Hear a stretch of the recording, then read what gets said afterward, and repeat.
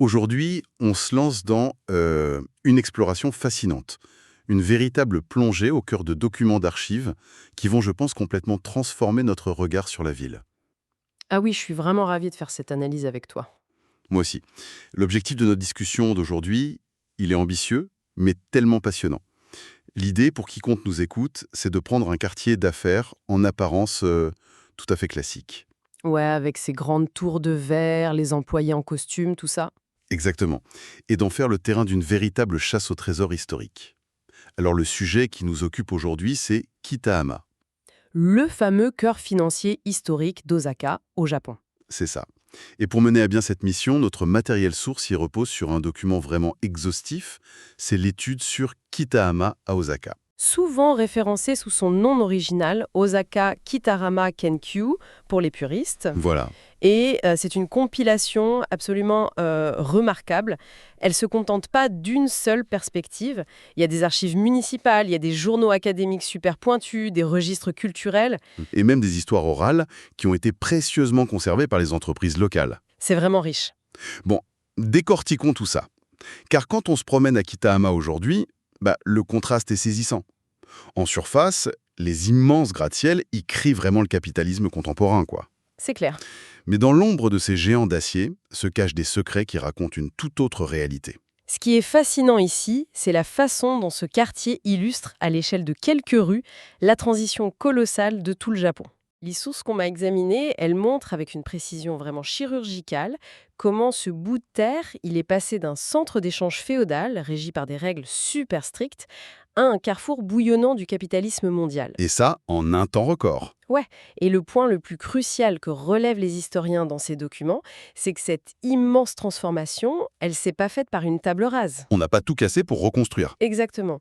On n'a pas détruit le passé pour construire le futur. Au contraire, Kitahama a conservé des couches culturelles qui sont empilées les unes sur les autres. Comme des strates. Voilà, chaque époque a laissé son empreinte. Ça crée une sorte de palimpseste architectural et social.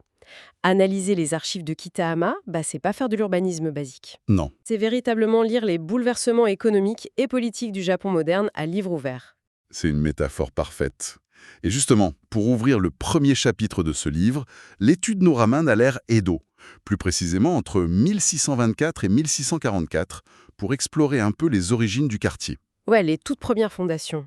Et, étonnamment, avant d'être le Wall Street d'Osaka, ce secteur, c'était le berceau du commerce et de la médecine. Les archives, elles nous orientent vers le quartier qui est juste à côté, Doshomachi. Mhm. L'histoire s'articule autour d'une figure fondatrice. C'est un marchand originaire de Sakai qui s'appelait Konishi Kichiemon. Les registres indiquent que c'est lui qui a fondé une guilde très puissante. La fameuse Yakushi Nakama. C'est ça, une guilde réunissant les marchands de médicaments. Mais comment une simple association de marchands a pu avoir un tel impact historique? Parce qu'il s'agissait absolument pas d'une simple association de quartier, en fait. Ah bon? Non. Les archives municipales de l'ère Edo, elles révèlent que le shogunat a accordé à cette guilde un monopole d'État absolu. C'est vraiment un détail fondamental. Un monopole absolu. Donc, il contrôlait tout? La Yakushina Nakama avait le contrôle total sur l'inspection, la certification et la distribution de tous les médicaments importés au Japon. Ah ouais, d'accord. Rien ne circulait sans leur accord. Concrètement, ça veut dire que cette petite poignée de marchands à Doshomachi, ils ont littéralement structuré le système de santé de toute la nation pendant la période féodale. C'est impressionnant pour une seule guilde. Ouais, ils garantissaient la qualité des remèdes dans un pays qui, par ailleurs, était très isolé. Cependant, les journaux académiques inclus dans l'étude, ils soulèvent un débat très animé parmi les historiens modernes concernant ce monopole. Et c'est justement un point qui mérite qu'on s'y arrête, je pense. Les sources mentionnent que ce monopole a organisé le marché, ce qui semble plutôt positif pour la santé publique de l'époque, mais il y a une contrepartie, c'est ça? Tout à fait. C'est vraiment le cœur du débat académique. Certains chercheurs avancent que cette concentration extrême du pouvoir aux mains d'une seule guilde a sévèrement freiné l'innovation médicale au Japon. Bah oui, logique, pas de concurrence. Voilà. En empêchant toute concurrence, en interdisant l'émergence d'acteurs indépendants ou même l'expérimentation de nouvelles méthodes de distribution qui n'auraient pas été validées par l'élite de Doshomachi, la guilde a créé un système ultra rigide. Un verrouillage total du marché. C'est ça. Les historiens se demandent si cette régulation, même si elle était rassurante sur le plan de la sécurité sanitaire, n'a pas rendu le marché japonais dangereusement stagnant. juste avant l'introduction massive de la médecine occidentale en fait. C'est une tension historique hyper classique, le besoin de contrôle institutionnel face à la liberté d'innovation. Exactement. Une tension qui a façonné le quartier pour les siècles à venir.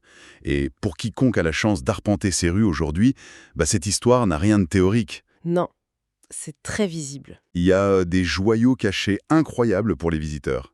Doshomachi, c'est devenu une spectaculaire rue des musées pharmaceutiques. On s'y promène et on tombe sur les sièges historiques d'entreprises qui ont des proportions mondiales aujourd'hui. Comme Mitsubishi Tanabe Pharma. Ouais, qui possède d'ailleurs son propre musée retraçant l'histoire orale de l'entreprise depuis ces fameux marchands de l'air et d'eau.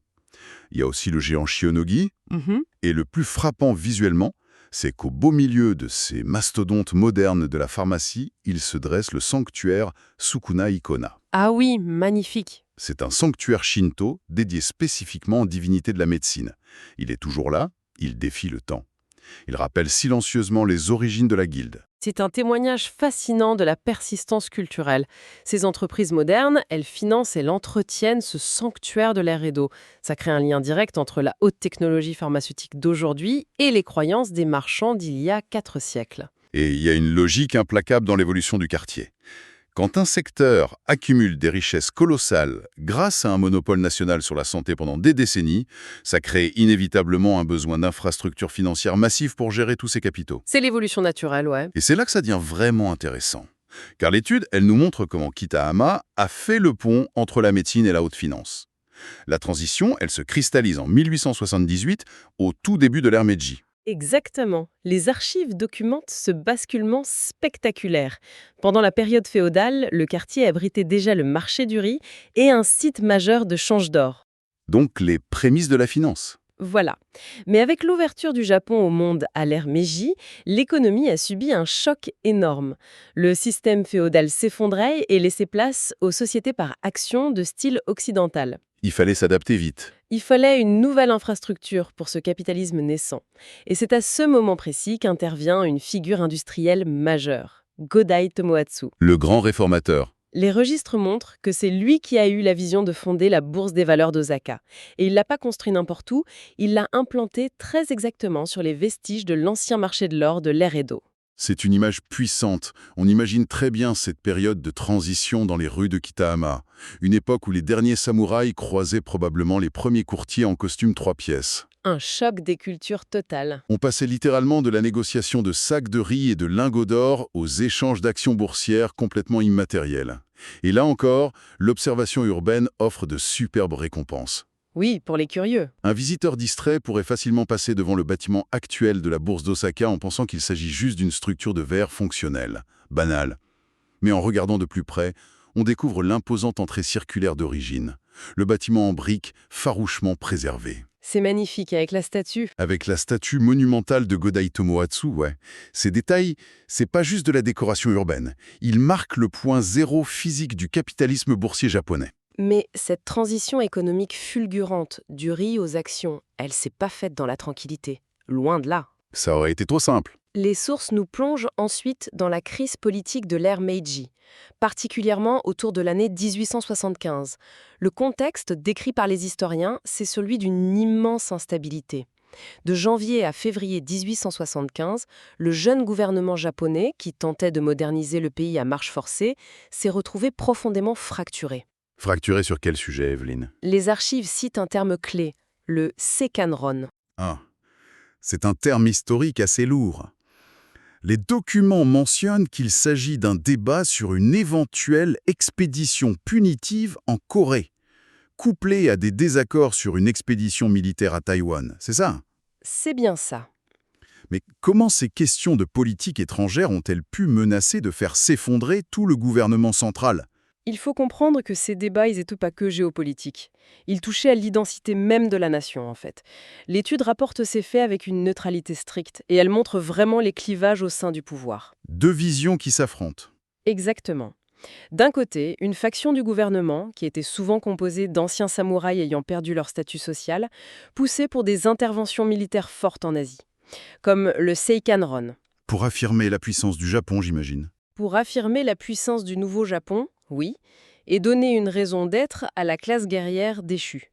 De l'autre côté, une autre faction estimait que le pays était beaucoup trop fragile financièrement et militairement. Qu'il valait mieux se concentrer sur l'intérieur. Voilà, se concentrer exclusivement sur la modernisation industrielle interne. Les sources indiquent que cette fracture a été si violente qu'elle a entraîné des démissions massives de dirigeants de premier plan, Le gouvernement était au point mort. totalement paralysés. Et le spectre d'une véritable guerre civile planait vraiment sur le pays. Une véritable poudrière politique. Et c'est précisément dans ce climat explosif où l'avenir du Japon ne tenait qu'à un fil qu'intervient ce que les historiens appellent la conférence d'Osaka. Un moment charnière. Et le détail qui rend cette histoire digne d'un roman d'espionnage, c'est le lieu de la rencontre. Les élites politiques, des figures tutélaires complètement rivales comme Okubo Toshimichi, Kido Takayoshi et Itagaki Taisuke, ils sont pas réunis dans les palais officiels de Tokyo. Non, pas du tout. Ils sont venus se cacher ici, à Kitahama. Pendant un mois entier, loin des pressions de la capitale, ils ont tenu des réunions secrètes super intenses. Les archives montrent qu'ils ont finalement réussi à forger un compromis extrêmement fragile, mais suffisant pour éviter une rébellion armée immédiate. Un soulagement pour le pays. Oui. L'accord issu de Kitahama a carrément redessiné les institutions de l'État. Il a posé les bases de la création du Genroin, qui faisait office de Sénat. D'accord. Et du Daishin-in, la Cour suprême de l'époque. Officiellement, c'était la première déclaration formelle du gouvernement annonçant une volonté de transition graduelle vers un système constitutionnel moderne. C'est incroyable de penser que les bases de la constitution d'un pays moderne ont été négociées en secret dans un quartier d'affaires en devenir. Et cela nous amène à une situation presque comique vue d'aujourd'hui. Ah oui, le contraste est fort. Ces politiciens tentaient de désamorcer une guerre civile potentielle tout en partageant des dîners de haute gastronomie traditionnelle. Car le joyau caché absolu de cette histoire, c'est le lieu exact de cette conférence, le restaurant Kagaero. En effet, et les registres soulignent que le Kagaero, c'est pas devenu juste une simple plaque commémorative sur un mur. Non, c'est ça qui est fou. Le Kagaero Kitahama Onten existe et fonctionne toujours, au même emplacement. C'est époustouflant pour le patrimoine de la ville. Pour quiconque visite Osaka, on peut aujourd'hui même réserver une table, s'asseoir dans une architecture sublime préservée, du style Meiji, et déguster une cuisine traditionnelle très élaborée. Et peu de gens le savent. La grande majorité des dîneurs qui s'y rendent pour un repas d'affaires ignorent totalement que c'est entre ces mêmes murs que le chaos national a été évité en 1875. Manger au Kagaero, c'est littéralement s'attabler au cœur de la machine politique de l'époque. C'est vertigineux quand on y pense. Mais malgré ce cadre prestigieux, l'étude académique, elle manque pas de questionner la nature même de cet accord. Cela soulève une question importante qui est analysée en profondeur par le chercheur Andrew Fraser dans les journaux inclus dans notre dossier. Quel est son point de vue ? Le débat historiographique est passionnant. Ce fameux compromis forgé au Kaigaro était-il véritablement le premier pas vers une démocratisation authentique du Japon ? Lesquels ? D'un côté, la création du Sénat et de la Cour suprême semble prouver une vraie volonté de séparation des pouvoirs. Mais de l'autre, Fraser et d'autres chercheurs suggèrent qu'il s'agissait peut-être d'un cynique outil tactique. Un écran de fumée. En quelque sorte, l'oligarchie de l'ère Meiji aurait concédé des semblants d'institutions démocratiques uniquement pour calmer le jeu, apaiser l'opposition des samouraïs mécontents et consolider son propre pouvoir sans jamais réellement céder le contrôle à la population. C'est machiavélique. Et la preuve de cette fragilité tactique, c'est que l'accord s'est en grande partie effondré quelques mois plus tard, même si, heureusement, le cap de la guerre civile immédiate avait été franchi. Que ce soit une manœuvre cynique ou un vrai élan démocratique, cet événement, il a marqué Kitahama au fer rouge. Et cette capacité du quartier à être le théâtre des transformations nationales, ça nous amène logiquement à une autre métamorphose urbaine majeure. Celle dictée par l'ouverture au monde ? Exactement. L'étude attire notre attention sur l'année 1912. Après avoir survécu à ses propres crises politiques, le Japon s'industrialise et absorbe frénétiquement les influences extérieures. C'est l'époque de la construction du Kitahama Retro Building. Un bâtiment très particulier. Les registres culturels s'attardent longuement sur cet édifice car il cristallise vraiment l'impact direct du capitalisme occidental sur l'urbanisme local. Il a été construit pour qui à la base ? Construit initialement pour abriter un courtier en valeurs mobilières, ce qui est une évidence géographique vu la proximité de la jeune bourse d'Osaka. Il a ensuite été racheté par un prospère marchand de l'époque. L'architecture même du bâtiment est un document historique en soi. Et quelle architecture ? Pour les esprits curieux qui s'intéressent au patrimoine urbain, c'est une anomalie magnifique. Le bâtiment il s'inspire directement du style de Glasgow, au Royaume-Uni. On se croirait presque en Écosse. Totalement, On y trouve des briques apparentes très chaleureuses, des encadrements de fenêtres typiquement britanniques, le tout posé là, au bord de l'eau au Japon. L'histoire incroyable de cet édifice, c'est sa survie. C'est un miraculé. Il a traversé la Seconde Guerre mondiale, il a échappé aux bombardements destructeurs, il a survécu à la frénésie immobilière et aux destructions massives des décennies de la bulle économique, pour être finalement classé comme bien culturel tangible. Et sa fonction actuelle est géniale. Aujourd'hui, on y trouve un superbe salon de thé et une pâtisserie de style anglais. Imaginons un instant l'expérience.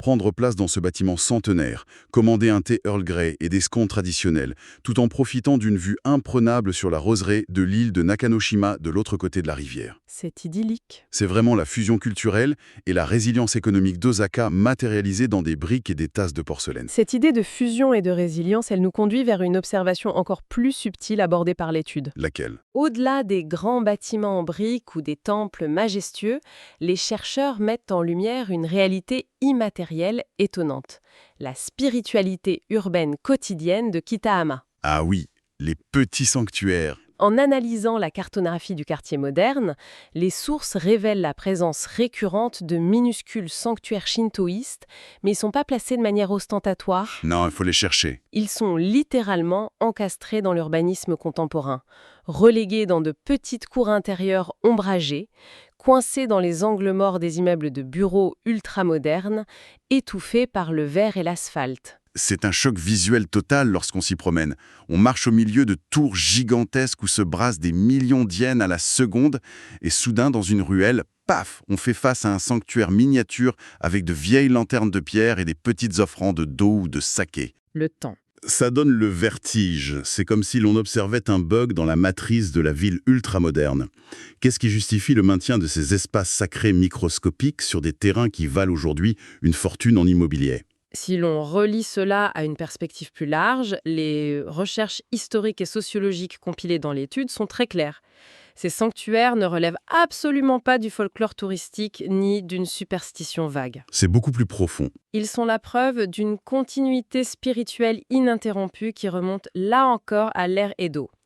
À l'origine, ces petits espaces sacrés étaient liés aux divinités protectrices locales ou entretenus par les anciennes guildes marchandes. Qui voulaient s'assurer de la clémence des dieux pour leurs affaires, imagine. Exactement. Et ce qui est remarquable, c'est leur utilité contemporaine. Les enquêtes sociales montrent qu'ils offrent aujourd'hui aux salariés même, les employés de bureaux soumis à l'énorme pression du monde corporate moderne, un véritable espace de répit psychologique. Une vraie bouffée d'oxygène. Durant leur pause déjeuner, ces sanctuaires fournissent une déconnexion spirituelle brève, mais très ancrée dans une tradition séculaire. C'est l'adaptation parfaite de l'ancien monde aux névroses de l'hypermodernité. Alors, qu'est-ce que tout cela signifie au final, Eline ?